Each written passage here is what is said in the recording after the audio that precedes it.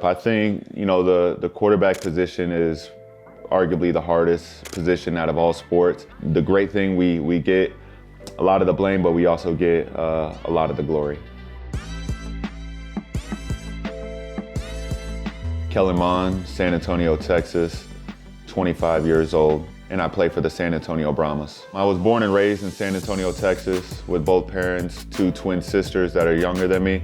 We grew up in a majority sports family, so everything was sports, from football, basketball, track, volleyball, soccer. With all three of us kids, it was school and sports, and that was it. That ran our family.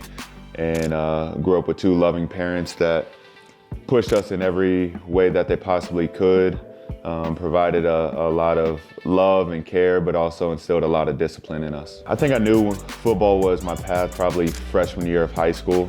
I ended up quitting basketball after that year to primarily focus on football. And then once I got my first offer, before I even knew what an offer was, I was like, okay, this can be kind of real. And then it was a D1 offer, and then a lot higher level schools started to come.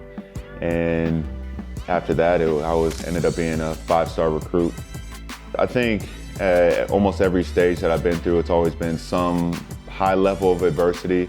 I think when I started off in high school, my freshman year, there was a lot of adversity, and even going into my sophomore year of high school, I almost decided to quit football and primarily focus on basketball, just because I thought certain things were kind of dealt unfair in my favor.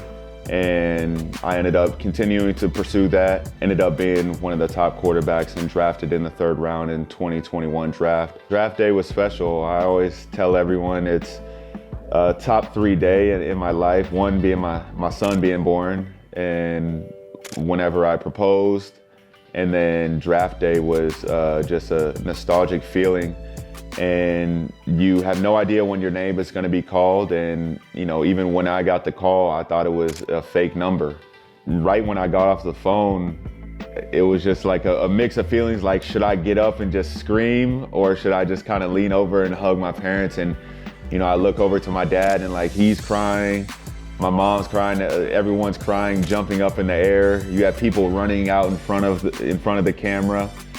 And it's just one of those moments that, you could say as, you prepare for, but it's just no one who was there could predict how they would have felt in that moment. And it was amazing to have family and friends, and, for it to happen in the way that it did. And so I'm extremely blessed that it happened.